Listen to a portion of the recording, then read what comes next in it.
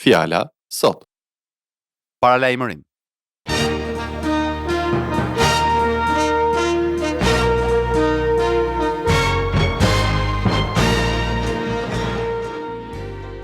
Përshëndetje dhe mirë se vini në këtë seri programesh nga pastorët Paul dhe Doug Schroeder nga shërbesa Fjala sot.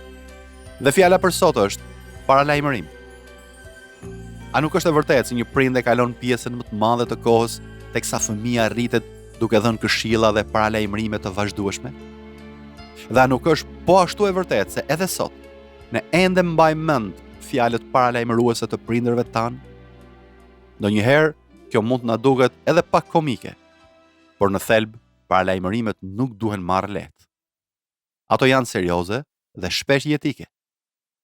Ju ftojmë të ndiqni programin tonë të sotëm, ku do të flasim për një tjetër lloj paralajmërimesh.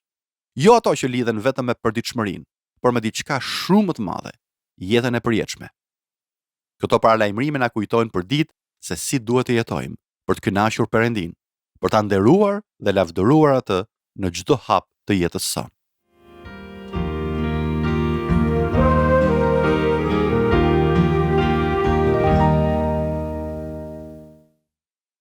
A ju ka ndodhur ndonjëherë të jeni mes njerëzve, me miq ose familjar, por nga lodhja t'ju zër gjumi pa e kuptuar? Apo ndoshta keni qenë duke punuar me ndonjë makineri, por jo shumë të vëmendshëm dhe pa pritur dikush ka thirrur me zë të lartë: "Kujdes, ki mendjen." Në ato çaste, ai person ju paralajmëroi për një rrezik duke përdorur fjalë që ju zgjuan, ju tërhoqën vëmendjen e mbase ju shpëtuan edhe jetën. Fjala e Perëndis, Bibla, është e mbushur me paralajmërime që Perëndia na i ka dhënë për shkak të dashurisë së tij të madhe ndaj nesh.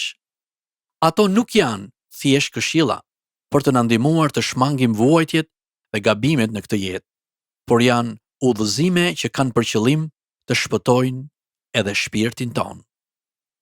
Ne nuk duhet të injorojmë ato. Ne jemi të thirrur t'i dëgjojmë, të kushtojmë vëmendje dhe t'i zbatojmë. Më lejoni t'ju jap një shembull të qartë nga fjala e Perëndis që na tregon rëndësinë e këtyre paralajmërimeve. Në letrën drejtuar kishës në Galaci, apostulli Paul shkruan këto fjalë në kapitullin 6, vargjet 7 deri 9. Mos u gënjeni. Perëndia nuk vihet dot në lojë, sepse të shtëmbjell njeriu, atë edhe do të korrë.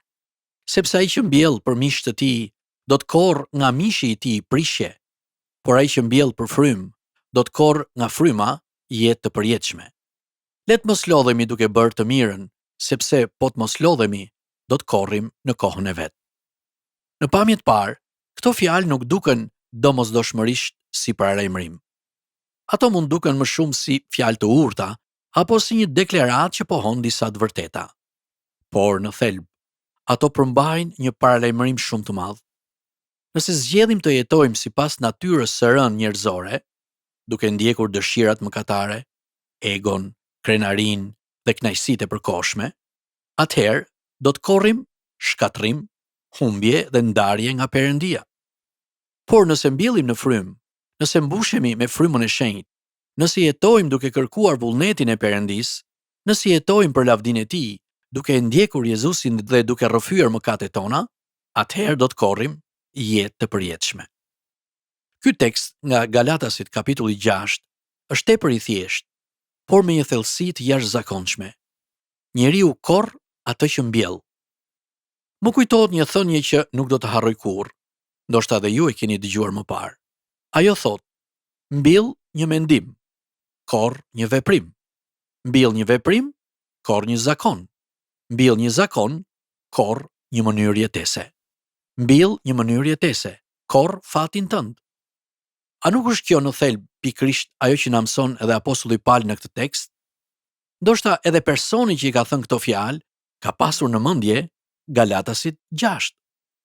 Një gjë që duhet kuptojmë është se paralajmërimi që na jepet në këtë pasazh nuk është një marrëdhënie e thjesht shkak pasojë. Ai nuk nënkupton se për çdo gjë të vogël që bëjmë do të ketë një pasojë të caktuar të menjëhershme. Nuk është sikur i hedhim një top në ajër dhe ai bie për një herë në tokë, as si të thuash një gënjeshtër dhe menjëherë të përjetosh një dhimbje fizike apo një ndëshkim të drejtë për drejtë. Apostulli Paul flet për një parim jetësor dhe frymëror që vepron gjatë gjithë jetës së një personi. Ai na fton të shikojmë drejtimin e jetës sonë në tërësi dhe jo vetëm një mendim apo një veprim të izoluar. Çfarë mbjellim vazhdimisht në mendje dhe në zemrat tona? Çfarë lloj jete po ndërtojmë përmes zgjedhjeve tona të përditshme? Ky është thelbi. Veprimet, mendimet, zakonet dhe qëndrimet tona të përsëritura formojnë një drejtim të pashmangshëm në jetën tonë, i cili çon ose drejt jetës me Perëndin, ose drejt shkatrimit dhe ndarjes së përjetshme prej tij. Analogjia, krahasimi, i mbjelljes së farës dhe korrjes është shumë domethënëse. Edhe Jezusi përdori ilustrimin e bimës për të shpjeguar këtë të vërtetë. Ai tregoi një nga shëmbulltyrat më kuptimplota për jetën frymërore, atë të njeriu që mbolli farën e grurit në arën e tij. Ndërsa bima filloi të rritej, me të u rritën edhe barërat e këqija. Me kalimin e kohës, dalloi qartë se disa bim kishin dalë nga fara e mirë, ndërsa të tjerat jo. Në fund të shëmbulltyrës, flitet për një gjykim. Barërat e këqija u mblodhën dhe u dogjën, ndërsa gruri i mirë u ruajt. Në të njëjtën mënyrë, ne jemi duke mbjellë çdo ditë përmes fjalëve, veprimeve dhe mendimeve tona. Dhe një ditë do të vijë korrja. Prandaj ne duhet të punojmë me zell që të mbjellat tona të jenë të mira dhe të japin fryte që i pëlqejnë Perëndis. Më kujtohet që një herë, kur ishim në shtëpinë e vjerrit tim, djemtë e mi ndihmuan për të pastruar gjethet e patateve nga insektet që i dëmtonin. Kjo nuk ishte një punë që e bëje një herë e pastaj mbaronte. Duhej bërë 2 herë në çdo ditë me këmbgulje dhe përkushtim për disa javë me radhë. Nëse do të lihej pas dore, insektet do ta shkatërronin bimën dhe në fund nuk do të kishim patate. Kështu, duhet mendojmë vazhdimisht për Perëndin, për mirësinë dhe drejtësinë e tij. Shkrimi thotë se frytet e frymës janë dashuria, gëzimi, paqja, durimi dhe lista vazhdon. Kur zemra jonë është e mbushur me këto gjëra dhe mendimet tona janë të drejtuara tek perëndishmëria, atëherë edhe veprimet dhe sjellja jonë do të jenë në përputhje me vullnetin e tij. Ka njerëz që përpiqen me vetdije të bëjnë të keqen dhe janë korruptuar. Është për t'u habitur se sa shumë energji dhe përpjekje harxojnë për këtë. Këtë verë, teksa po udhtonin për në fermën e vjerrit tim në Kanada, vura re se sa shumë njerëz në autostradë i shpërfillnin dhe nuk i zbatonin paralajmërimet e shenjave rrugore. Gjatë gjithë rrugës, kishte tabela që paralajmëronin për kufirin e shpejtësisë, për sigurinë rrugore, për rrezikun e aksidenteve. Ato shenja duhet të ishin si thirrje për ta. Kujdes, zgjohu. Dhe ata duhet ta ulnin shpejtësinë. Madje edhe në radio kishte reklama që thoshin: nëse e tejkalon shpejtësinë e lejuar, do të ndëshkohesh me gjob. E megjithatë, shumë njerëz i injoronin këto paralajmërime, i shpërfillnin sikur të thoshin me vete: kjo nuk më përket mua. Mua nuk do të më ndodh gjë. Fatkeqësisht pak më vonë, pam një skenë të dhimbshme. Një kamion ishte përplasur me një makinë, e cila kishte përfunduar në një kanal anës rrugës. Askush nuk e dëshiron një fund të tillë, por kjo ishte një pasojë reale, një kujtesë tragjike se çfarë ndodh kur nuk i kushtojmë vëmendje paralajmërimeve. Por çfarë mund të themi për veten tonë? Apo i kushtojmë vëmendje paralajmërimeve dhe shenjave që Perëndia na ka dhënë, apo po i shpërfillim ato? Në kapitullin e parë të letrës drejtuar Romakëve, shkrimi e thot qartë se natyra vetë është një dëshmi madhështore që tregon se ekziston një Perëndi, një krijues i gjithësisë. Çdo ditë, përmes krijimit, Perëndia flet, por njerëzit shpesh zgjedhin ta injorojnë këtë zë. Ata, me vetdije, harrojnë se është ai që ka krijuar qiejt dhe tokën. Ju e dini që edhe ungjijt janë të mbushur me paralajmërime. Jezusi vetë i bëri shumë paralajmërime njerëzve të asaj kohe. Një prej tyre ishte: pendohuni, sepse mbretëria e Perëndisë është afër. Me këtë, ai po i referohej vetes së tij. Mbretërisë së Perëndisë që zbriti në tokë në personin e tij përmes tij. Biri i Perëndisë ishte midis njerëzve.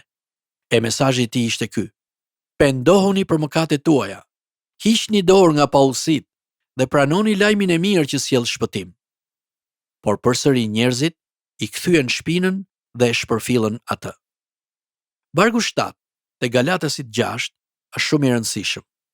Mos u gënjeni, Perëndia nuk vihet dot në lojë.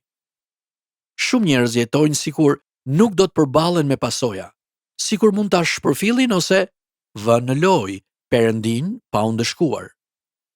Por e vërteta është se, qofshi burr apo grua, ju jeni qenie njerëzore, të prekur nga mëkati dhe keni nevojë të pajtoheni me Perëndin.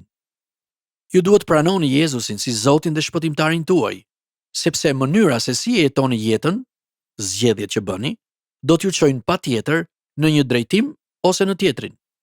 Mendimet që mbillni dhe veprat që kryeni sot do t'ju çojnë patjetër ose drejt jetës së përjetshme me Perëndin, ose drejt ndarjes prej tij dhe dënimit. Ky është një parim i pandryshueshëm, po aq i sigurt sa dhe fakti që një far kur mbillet, rritet dhe kthehet në një bim. Perëndia në dashurinë e tij ju thërret drejt Jezu Krishtit dhe dëshiron që ju të merrni faljen e tij. Mos e shkatërroni jetën tuaj. Mos e kaloni jetën duke jetuar vetëm për veten tuaj, por jetoni për lavdinë e Perëndisë dhe merrni shpëtimin e tij.